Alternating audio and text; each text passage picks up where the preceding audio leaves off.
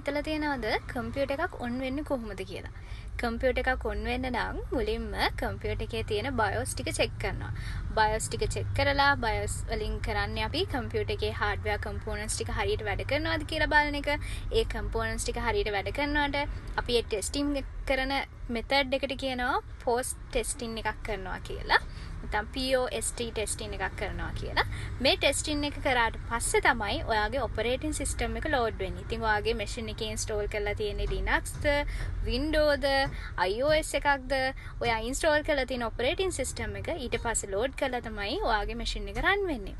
උදාහරණයක් විදිහට කිව්වොත් එහෙම ඔයා නිකන් හිතන්න ගෙදර තියෙන ස්විච් එකක් ඔන් කරලා ලයිට් එකක් පත්තු කරගන්න නම් අනිවාර්යයෙන්ම කරන්ට් එක තියෙන්න ඕනේ. අපි කරන්ට් එක චෙක් කරලා තමයි ඔය වැඩේ කරන්නේ. ඉතින් ඒ විදිහම තමයි ඔයාගේ කම්පියුටර් එක ඔන් කරන්න කලින් කම්පියුටර් එක ඇතුලේ තියෙන කම්පියුටර් එකත් එක්ක වැඩ කරන hardware components ටික වැඩ කරනවාද කියලා ඉස්සෙල්ලා බලලා ඉන්න ඕන.